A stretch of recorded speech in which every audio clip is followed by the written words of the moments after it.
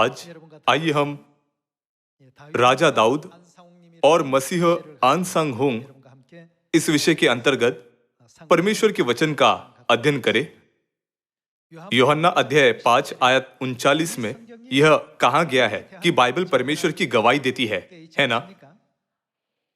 Bible में परमेश्वर के बारे में जो शरीर में आए बहुत सी गवाहियां हैं। आज दाऊद के जीवन के द्वारा आइए हम मसीह आन सांग होंग के बारे में अध्ययन करने का कुछ समय ले जो पृथ्वी पर आए। आइए हम यशाया अध्याय 9 आयत 6 देखें। क्योंकि हमारे लिए एक बालक उत्पन्न हुआ, हमें एक पुत्र दिया गया है और प्रभुता उसके कांधे पर होगी और उसका नाम अद्भुत युक्ति करने वाला, पराक्रमी परमेश्वर, अनंत काल का पिता और शांति का राजकुमार रखा जाएगा। यहां उल्लेख किया गया बालक किसे दर्शाता है? आइए हम यशाया अध्याय 9 आयत 1 देखें। तो भी संकट भरा अंधकार जाता रहेगा। पहले तो उसने जबलून और नफ्ताली के देशों का अपमान किया, परंतु अंतिम दिनों में ताल की और यर्दन के पार की अन्य जातियों के गलील को महिमा देगा। जो लोग अंधियारे में चल रहे थे उन्होंने बड़ा उजियाला देखा, और जो लोग घोर अंधकार से भरे हुए मृत्यु के देश में रहते थे उन पर ज्योति चमकी। गलील को महिमा देने वाला बालक किसे दर्शाता है? यीशु के जन्म से 700 वर्ष पहले नबी यशाया ने यीशु मसीह का वर्णन किया, जो गलील के नाजरत में सुसमाचार का प्रचार करेंगे। यद्यपि यह कहता है कि एक बालक, एक पुत्र उत्पन्न हुआ, लेकिन जब हम उसकी उपाधियों को देखते हैं तो वह अद्भुत युक्ति करने वाला, पराक्रमी परमेश्वर, अनंत काल का पिता थे। बाइबल गवाही देती है कि पिता एक बालक के रूप में और एक पुत्र के रूप में पृथ्वी पर आए। यह यीशु मसीह के बारे में एक भविष्यवाणी है जो 2000 वर्ष पहले पृथ्वी पर आए थे और क्रूस उठाकर सभी मानव जाति के पापों का प्रायश्चित किया, है ना? यहां यह कहता है अनंत काल का पिता और शांति का राजकुमार। आयत 7 में नबी यशाया ने शरीर में आए परमेश्वर के बारे में अधिक विस्तृत वर्णन छोड़ा है। उसकी प्रभुता सर्वदा बढ़ती रहेगी और उसकी शांति का अंत न होगा। इसलिए वह उसको किसकी राजगद्दी? दाऊद की राजगद्दी पर संभाले रहेगा। अनंत काल का पिता, शांति का राजकुमार, पराक्रमी परमेश्वर एक बालक के रूप में और एक पुत्र के रूप में इस पृथ्वी पर आए। जब वह पृथ्वी पर आते हैं तो वह दाऊद के सिंहासन पर राज्य करेंगे। इसका मतलब है कि उन्हें दाऊद का सिंहासन दिया जाएगा। इसलिए वह उसको दाऊद की राजगद्दी पर इस समय से लेकर सर्वदा के लिए न्याय और धर्म के द्वारा स्थिर किए और संभाले रहेगा। सेनाओं के यहोवा की धुन के द्वारा यह हो जाएगा। तो क्या यह बिना असफल हुए पूरा नहीं होना चाहिए?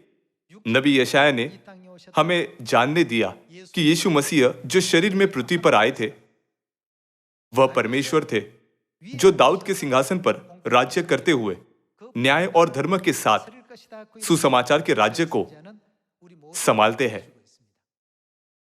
हालांकि सुसमाचार के इस राज्य को शैतान द्वारा रौंदा दिया गया था। 3री और 4वीं शताब्दी में और अंधकार युग में शैतान ने एक एक करके नई वाचा की व्यवस्था की रीति को नष्ट कर दिया जिसे परमेश्वर ने स्थापित किया था। सबत गायब हो गया और फसह को मिटा दिया गया। उनके गायब होने के बाद उसकी जगह पर क्या स्थापित किया गया था? झूठ स्थापित होने लगा। सबत के बजाय रविवार की आराधना मनाई गई और फसह के बजाय क्रिसमस। फिर क्या इस तरह का आत्मिक अंधकार हमेशा के लिए जारी रहा? प्रेरितों की मृत्यु के बाद उनके चेलों का एक युग था और उनके बाद कुछ और पीढ़ियां बीत गई आखिरकार चौथी शताब्दी में ये सभी सत्य गायब हो गए। सभी प्रकार की शिक्षाएं जो यीशु मसीह ने कभी नहीं सिखाई थी, चर्चों में शुरू होने लगी। इस स्थिति के बारे में नबी दानियल ने लिखा, दुष्ट शैतान परमेश्वर के नियुक्त समय और व्यवस्था को बदल देगा। प्रेरित पौलुस ने गलातियों 1 में इस मामले के बारे में बहुत सख्त चेतावनी दी। ब्रह्मांड के राजा परमेश्वर, जो एक बालक और एक पुत्र के रूप में शरीर में इस पृथ्वी पर आए थे, उनके द्वारा स्थापित जीवन के सत्य की व्यवस्था को नष्ट न करो। उसने कहा, यह वाचाओं की वाचा है जो कभी भी गायब नहीं हो सकती, क्योंकि स्वयं परमेश्वर ने इसे हमें अनंत स्वर्ग के राज्य में ले जाने के लिए स्थापित किया है। इस कारण से परमेश्वर ने इसे सदा की वाचा नाम भी दिया है ना। परमेश्वर की चेतावनियों के बावजूद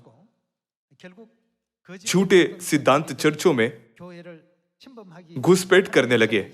आइए हम गलातियों अध्याय 1 देखें। गलातियों अध्याय 1 आयत 6। मुझे आश्चर्य होता है कि जिसने तुम्हें मसीह के अनुग्रह में बुलाया, उससे तुम इतनी जल्दी फिरकर और ही प्रकार के सुसमाचार की ओर झुकने लगे।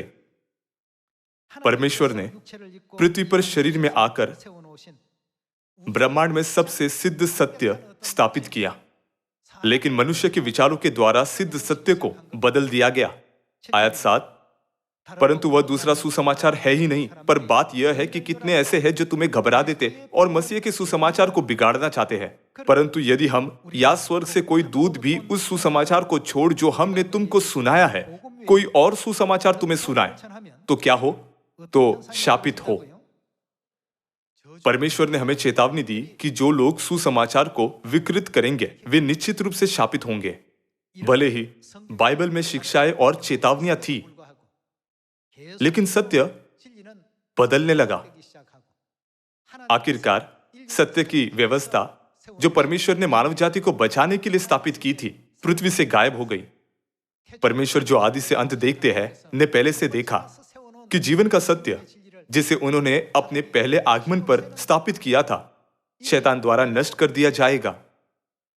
इसी कारण परमेश्वर ने इब्रानियों 9 में वादा किया कि वह दूसरी बार उन लोगों के लिए दिखाई देंगे जो उनका इंतजार कर रहे हैं। आइए हम यिर्मयाह अध्याय 30 आयत 8 पर जाएं।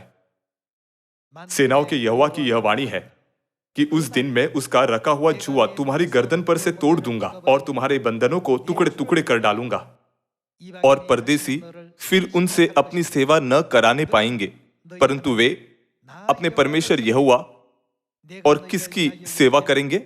अपने राजा दाऊद की सेवा करेंगे, जिसको मैं उन पर राज्य करने के लिए ठहराऊंगा।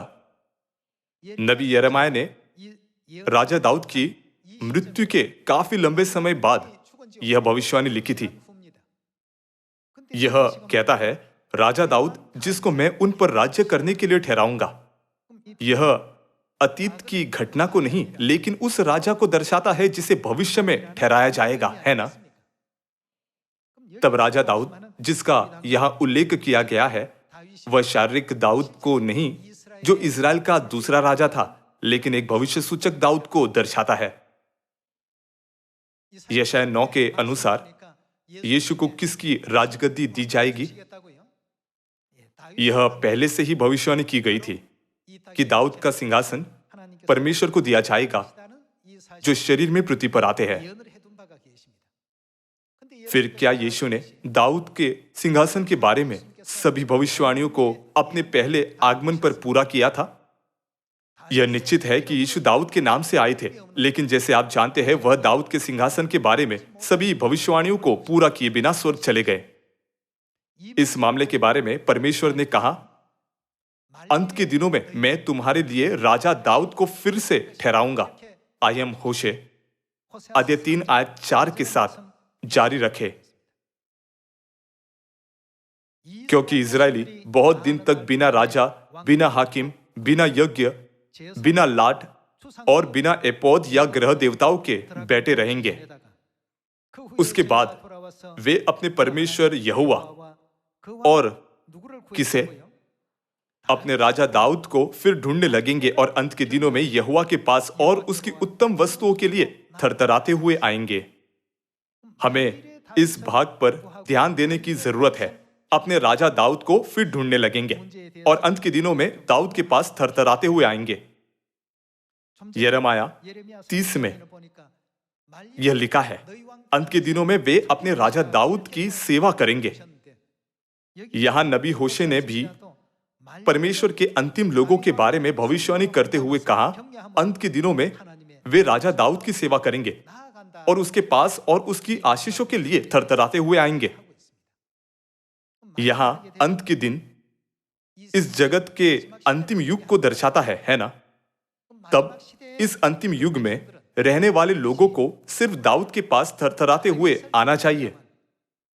तब वे परमेश्वर की संतान बन सकते हैं, जो परमेश्वर की आशीष के पास आते हैं, है ना? हमें यह स्पष्ट रूप से जानना चाहिए कि दाऊद कौन है। सिर्फ तभी हम उसे खोज सकते हैं और ग्रहण कर सकते हैं और उसके पास थरथराते हुए आ सकते हैं। यीशु ने भी प्रेरित यूहन्ना को प्रकाशन दिया और यह उल्लेख किया कि दाऊद को जानना कितना महत्वपूर्ण है। आइए हम प्रकाशित वाक्य अध्याय 5 आयत 1 पर एक नजर डालें। जो सिंहासन पर बैठा था, मैंने उसके दाहिने हाथ में एक पुस्तक देखी जो भीतर और बाहर लिखी हुई थी और वह 7 मोहर लगाकर बंद की गई थी। फिर मैंने एक बलवंत स्वर्गदूत को देखा जो ऊंचे शब्द से यह प्रचार करता था, इस पुस्तक के खोलने और उसकी मोहर तोड़ने के योग्य कौन है? परंतु न स्वर्ग में, न पृथ्वी पर, न पृथ्वी के नीचे कोई उस पुस्तक को खोलने या उस पर दृष्टि डालने के योग्य निकला। तब मैं फुट फुट कर रोने लगा, क्योंकि उस पुस्तक के खोलने या उस पर दृष्टि डालने के योग्य कोई न मिला। इस पर उन प्राचीनों में से एक ने मुझसे कहा, मत रो, देख यहूदा के गोत्र का वह सिंह जो कौन है? दाऊद का मूल है, उस पुस्तक को खोलने और उसकी 7 मोहरें तोड़ने के लिए जयवंत हुआ है। केवल कौन उस पुस्तक को खोल सकता है और परमेश्वर के वचन, जीवन के सत्य की व्याख्या कर सकता है, जिसे मोहर बंद कर दिया गया था? केवल दाऊद का मूल। यह कहता है दाऊद, दाऊद का मूल और दाऊद का वंश। बाइबल कई अलग अलग अभिव्यक्तियों का उपयोग करती है। देख, यहूदा के गोत्र का वह सिंह जो दाऊद का मूल है, उस पुस्तक को खोलने और उसकी 7 मोहरें तोड़ने के लिए जयवंत हुआ है। वह सब कुछ जो अब तक मोहरबंद और गुप्त था, खोलेगा। तो हमें जानना चाहिए कि दाऊद का मूल कौन है। यह अपने पहले आगमन और अपने दूसरे आगमन दोनों समय में एक ही व्यक्ति है। आइए हम प्रकाशित वाक्य अध्याय 22 आयत 16 पर जाए। मुझ यीशु ने अपने स्वर्गदूत को इसलिए भेजा कि तुम्हारे आगे कलीसियाओं के विषय में इन बातों की गवाही दे। उन्होंने अपने बारे में क्या गवाही दी? उन्होंने कहा, मैं दाऊद का मूल और वंश और बोर का चमकता हुआ तारा हूं। एक भाग में वह दाऊद कहता है और दूसरे भाग में वह दाऊद का मूल कहता है। वह दाऊद का वंश और बोर का चमकता हुआ तारा भी कहता है। ऐसे कई प्रतीकात्मक भाव है जो यीशु को दर्शाते हैं। यह प्रकाशित वाक्य अध्याय 5 आयत 5 में लिखा गया है। दाऊद का मूल उस पुस्तक को खोलने और उसकी 7 मोहरें तोड़ने के लिए जयवंत हुआ है। दाऊद का मूल कौन है? वह यीशु मसीह है। यशायाह अध्याय 9 आयत 6 में दाऊद के सिंहासन पर कौन राज्य करेगा? वह भी यीशु मसीह है ना? जब हम खोजते हैं कि अन्य जातियों के गलील को किसने महिमा दी, तो वह एक बालक था जो एक पुत्र के रूप में आया था, लेकिन उसे जो उपाधियां दी गई वह थी अद्भुत युक्ति करने वाला, पराक्रमी परमेश्वर, अनंत काल का पिता और शांति का राजकुमार। आत्मिक दुनिया में वह पिता परमेश्वर है, लेकिन यशायाह ने भविष्यवाणी की है कि वह एक पुत्र के रूप में और एक बालक के रूप में इस पृथ्वी पर आएंगे। यशायाह अध्याय 9 में भविष्यवाणी की गई थी कि वह दाऊद के सिंहासन पर और उसके राज्य और उसके लोगों पर शासन करेंगे। लेकिन नई वाचा की व्यवस्था को, जिसे उन्होंने 2000 वर्ष पहले स्थापित किया था, शैतान द्वारा पूरी तरह से नष्ट किया गया था। शैतान ने जो भी झूठी शिक्षाएं बोई थी, वे 1000 वर्षों से अधिक समय तक और अब तक भी बढ़ती और फैलती जा रही है। यदि परमेश्वर इसे ऐसे ही छोड़ देते तो इस युग में सत्य के बिना सारी मानव जाति असहाय होकर मर सकती है। इसलिए उन्होंने इब्रानियों 9 में भविष्यवाणी की कि वह उद्धार देने के लिए शरीर में दूसरी बार आएंगे।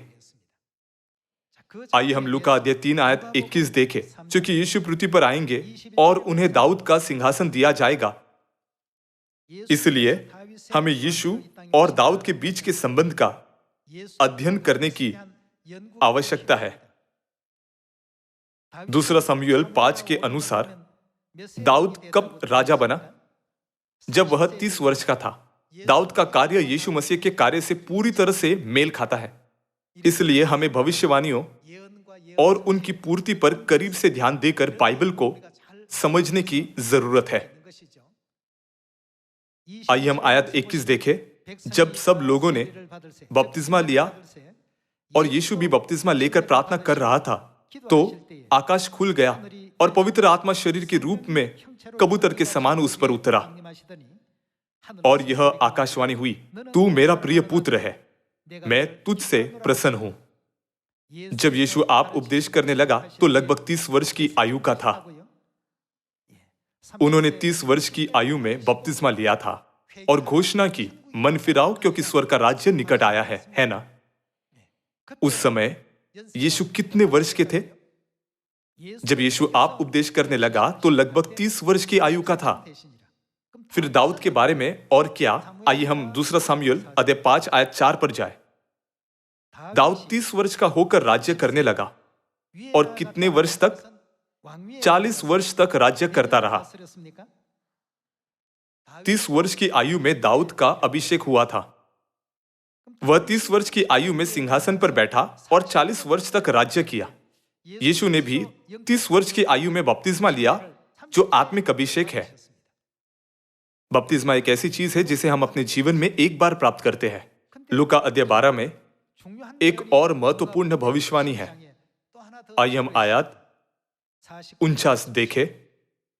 यहां मैं यीशु को दर्शाता है, मैं पृथ्वी पर आग लगाने आया हूं और क्या चाहता हूं? केवल यह कि अभी सुलग जाती। मुझे तो एक क्या लेना है? बपतिस्मा लेना है। लूका अध्याय 3 कहता है, जब सब लोगों ने बपतिस्मा लिया और यीशु भी बपतिस्मा लेकर, यीशु पहले ही उस समय बपतिस्मा ले चुके थे, लेकिन अध्याय 12 में उन्होंने कहा, मैं पृथ्वी पर आग लगाने आया हूं और क्या चाहता हूं? केवल यह कि अभी सुलग जाती। मुझे तो एक बपतिस्मा लेना है। उन्होंने यह कहते हुए कि मुझे तो एक बपतिस्मा लेना है, ऐसे बात की जैसे उन्होंने अभी तक बपतिस्मा नहीं लिया है। इसका मतलब है कि उन्हें एक बार फिर से बपतिस्मा लेना है ना? बपतिस्मा लेने के लिए उन्हें शरीर में आना चाहिए। उनके पहले आगमन और दूसरे आगमन दोनों समय में वह किसके सिंहासन पर बैठेंगे? उन्हें दाऊद के सिंहासन पर बैठना चाहिए। दाऊद 30 वर्ष की आयु में अपने सिंहासन पर बैठा और उसने 40 वर्ष तक राज्य किया। यीशु ने 30 वर्ष की आयु में आत्मिक अभिषेक अर्थात बपतिस्मा प्राप्त किया और सुसमाचार के राज्य पर शासन करना शुरू किया। भले ही वह 30 वर्ष की आयु में सिंहासन पर बैठे, लेकिन 3 वर्ष तक प्रचार करने के बाद उन्हें क्रूस पर चढ़ा दिया गया। उन्होंने राजा दाऊद के रूप में 40 वर्ष तक राज्य करने की भविष्यवाणी को पूरा नहीं किया। फिर वह बाकी 37 वर्ष कब पूरा करेंगे? जैसे इब्रानियों अध्याय 9 आयत 28 में दिखाया गया है, दाऊद की भविष्यवाणी को पूरा करने के लिए उन्होंने फिर से आने का वादा किया है। दूसरी बार आने वाले मसीह को 30 वर्ष की आयु में बपतिस्मा लेना चाहिए और 37 वर्षों के लिए सुसमाचार का प्रचार करना चाहिए। सिर्फ तभी वह दाऊद के सिंहासन की भविष्यवाणी को पूरा कर सकते हैं। चूंकि उन्होंने कहा, मुझे तो एक बपतिस्मा लेना है, यह बपतिस्मा उनके पहले आगमन को नहीं, लेकिन कौन से आगमन को दर्शाता है? इसका अर्थ है कि वह अपने दूसरे आगमन पर फिर से बपतिस्मा लेंगे, है ना? जब तक वह न हो ले तब तक मैं कैसी व्यथा में रहूंगा। यशायाह अध्याय 46 आयत 10 कहता है, मैं तो अंत की बात आदि से बताता आया हूं। जब उन्होंने जगत के अंत तक सभी चीजों को देखा तो यह वास्तव में निराशाजनक थी। वह बहुत व्यथित थे। इसलिए उन्होंने कहा, मुझे तो एक बपतिस्मा लेना है और जब तक वह न हो ले तब तक मैं कैसी व्यथा में रहूंगा। अपने पहले आगमन पर वह केवल 3 वर्षों के लिए दाऊद के सिंहासन पर राज्य करने के बाद स्वर्ग चले गए। शेष 37 वर्ष भी पूरे होने चाहिए। इसलिए उन्होंने दूसरी बार आने का वादा किया। चूंकि उन्हें एक ऐसी देह के साथ आना है जिसे बपतिस्मा दिया जा सकता है, तो उन्हें फिर से शरीर में आना चाहिए। उन्हें दाऊद की भविष्यवाणी के अनुसार ठीक 30 वर्ष की आयु में बपतिस्मा लेना चाहिए। महत्वपूर्ण बात यह है कि उन्हें किस वर्ष में 30 वर्ष का होना चाहिए। इस मामले के बारे में आइए हम मत्ती अध्याय 24 पर एक नजर डालें। मत्ती अध्याय 24 आयत 32। अंजीर के पेड़ से यह दृष्टांत सीखो। मत्ती अध्याय 24 में उन भविष्यवाणियां शामिल है जो जगत के अंत में पूरी होगी। आइए हम मत्ती अध्याय 24 आयत 3 देखें। जब वह जैतून पहाड़ पर बैठा था तो चेलों ने एकांत में उसके पास आकर कहा, हमें बता कि ये बातें कब होगी, तेरे आने का और जगत के अंत का क्या चिन्ह होगा। चेले उत्सुक थे और उन्होंने 2 चीजों के बारे में पूछा, आप फिर कब आएंगे, जगत के अंत का चिन्ह क्या है। यीशु ने इन सवालों का जवाब दिया। आयत 32 में यीशु ने उन्हें अंजीर के पेड़ से दृष्टांत सीखने के लिए कहा। अंजीर के पेड़ से यह दृष्टांत सीखो, जब उसकी डाली कोमल हो जाती और पत्ते निकलने लगते हैं तो तुम जान लेते हो कि ग्रीष्मकाल निकट है। इसी रीति से जब तुम इन सब बातों को देखो तो जान लो कि वह निकट है, वरन द्वार ही पर है। हमने सीखा है कि अंजीर का पेड़ इजराइल देश को दर्शाता है। 70 ईस्वी में इजराइल ने अपना राज्य खो दिया और पूरी तरह से नष्ट हो गया। भले ही उनका राज्य खो गया था, लेकिन इजराइल ने 1900 वर्षों की लंबी अवधि के बाद 1948 में अपना राज्य पुनः प्राप्त किया। बाइबल ने यह कहते हुए इस घटना का वर्णन किया, अंजीर का पेड़ जो सूख गया था पूर्ण जीवित हो गया, उसकी डाली कोमल होने लगी और पत्ते निकलने लगे। यह दृष्टांत इजराइल की स्वतंत्रता का वर्णन करता है। अंजीर के पेड़ से यह दृष्टांत सीखो, जब उसकी डाली कोमल हो जाती और पत्ते निकलने लगते हैं तो तुम जान लेते हो कि ग्रीष्मकाल निकट है। इसी रीति से जब तुम इन सब बातों को देखो, दूसरे शब्दों में जब तुम अंजीर के पेड़ की डाली कोमल होते और पत्ते निकलते देखो तो जान लो कि कौन निकट है, वह निकट है, वरन द्वार ही पर है। जब चेलों ने पूछा, आप फिर कब आएंगे, तब यह चेलों को दिया गया उत्तर था। इसका मतलब है कि उस समय वह दूसरी बार दिखाई देंगे और सुसमाचार के लिए द्वार खोल देंगे। वह वर्ष जब पिता आन सांग हुंग का पृथ्वी पर बपतिस्मा हुआ 1948 था, क्योंकि उन्हें तब बपतिस्मा दिया गया था। सिर्फ इसलिए वह भविष्य सूचक दाऊद नहीं है, लेकिन बपतिस्मा के समय में उनकी आयु भी महत्वपूर्ण है। दाऊद के सिंहासन की भविष्यवाणी को पूरा करने के लिए पहली बार आने वाले यीशु को 30 वर्ष की आयु में बपतिस्मा लेना पड़ा, और दूसरी बार आने वाले यीशु को दाऊद के सिंहासन की भविष्यवाणी को पूरा करना जारी रखना चाहिए। इसलिए उन्हें 30 वर्ष की आयु में बपतिस्मा लेना है और 37 वर्ष तक सुसमाचार के मार्ग पर चलना है। वर्ष 1948 सिर्फ इसलिए महत्वपूर्ण नहीं है कि उस वर्ष इजराइल की स्वतंत्रता हुई, लेकिन उस वर्ष से मसीह को बपतिस्मा लेकर सुसमाचार के राज्य के लिए द्वार खोलना था। यदि आप 1948 में 37 वर्ष जोड़ते हैं तो यह किस वर्ष है? भविष्यवाणी के अनुसार वह 1985 के फरवरी में स्वर्ग में चले गए। वह जिन्होंने दाऊद के सिंहासन की भविष्यवाणी को सही रूप से पूरा किया, हमारे स्वर्गीय पिता मसीह आन सांग हुंग हैं। सभी लोगों, मैं आपको सब कुछ वैसे दिखा रहा हूं जैसे वह है। तो 1948 में उनका बपतिस्मा होने के लिए उनका जन्म कब होना चाहिए? उनका जन्म 1918 में होना चाहिए। इसलिए वह ठीक वर्ष 1918 में आए। बाइबल में कोई भी भविष्यवाणी गलत नहीं है, चूंकि यह लिखा गया है। पवित्र शास्त्र वही है जो मेरी गवाही देता है। तो क्या वह वैसे पूरा नहीं किया जाना चाहिए?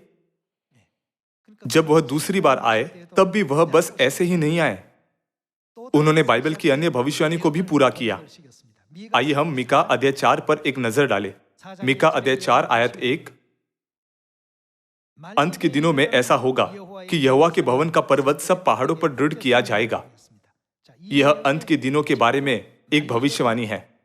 अंत के दिनों में ऐसा होगा कि यहोवा के भवन का पर्वत सब पहाड़ों पर दृढ़ किया जाएगा और सब पहाड़ियों से अधिक ऊंचा किया जाएगा, और हर जाति के लोग धारा के समान उसकी ओर चलेंगे, और बहुत सी जातियों के लोग जाएंगे और आपस में कहेंगे, आओ हम यहोवा के पर्वत पर चढ़कर याकूब के परमेश्वर के भवन में जाए। तब वह हमको अपने मार्ग सिखाएगा। परमेश्वर स्वयं हमें अंत के दिनों में सिखाएंगे। तो वह हमें अपनी शिक्षाएं कहां से देंगे? और हम उनके पतों पर चलेंगे, क्योंकि यहोवा की व्यवस्था सिय्योन से और उसका वचन यरूशलेम से निकलेगा। यह लिखा है कि परमेश्वर की शिक्षाएं सिय्योन में और यरूशलेम में पूरी होगी। सिय्योन वह जगह है जहां परमेश्वर के पर्व मनाए जाते हैं। सबत का दिन एक साप्ताहिक पर्व है और वार्षिक पर्व यह है फसह, अखमरी रोटी का पर्व, प्रथम फल का पर्व, सप्ताहों का पर्व, नरसिंगों का पर्व, प्रायश्चित का दिन और झोपड़ियों का पर्व। परमेश्वर हमें सिय्योन में सिखाएंगे जहां ये पर्व मनाए जाते हैं। इसलिए दाऊद के सिंहासन पर दूसरी बार परमेश्वर का आना और हमें परमेश्वर का वचन सिखाना निश्चित ही सिय्योन में होना चाहिए, जहां पर्व मनाए जाते हैं।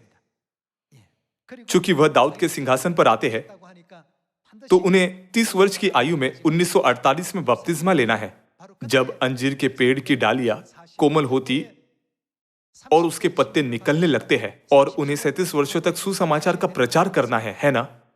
उस समय आप जानेंगे कि वह निकट है, वरन द्वार ही पर है। सुसमाचार का प्रचार उसी समय से फिर से शुरू होना चाहिए।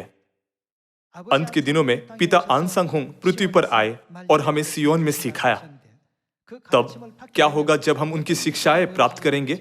आइए हम यहेजकेल अध्याय 37 आयत 24 में इसका जवाब खोजें। यहेजकेल अध्याय 37 आयत 24। मेरा दास दाऊद उनका राजा होगा और उन सबों का एक ही चरवाहा होगा। नबी यहेजकेल ने यह राजा दाऊद की मृत्यु के लंबे समय के बाद रिकॉर्ड किया। चूंकि लिखा गया है, मेरा दास दाऊद उनका राजा होगा, यह भविष्य में होने वाली बातों को कह रहा है। इसलिए दाऊद जिसका यहां उल्लेख किया गया, शारीरिक राजा दाऊद को नहीं, जो इजराइल का दूसरा राजा था, लेकिन मसीह को दर्शाता है। मेरा दास दाऊद उनका राजा होगा और उन सबों का एक ही चरवाहा होगा।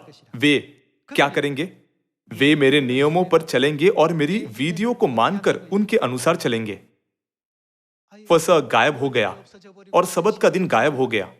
नई वाचा का सत्य और पर्व पूरी तरह से गायब हो गए।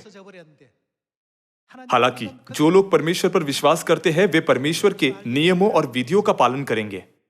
दाऊद के प्रकट होते ही नई वाचा के सभी नियम, विधियां और व्यवस्था का क्या होगा?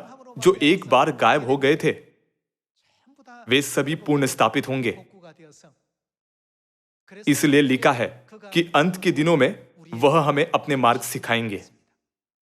वे नियम और विधियों को मानने में सक्षम है, क्योंकि उन्होंने उनकी शिक्षाओं को प्राप्त किया है ना?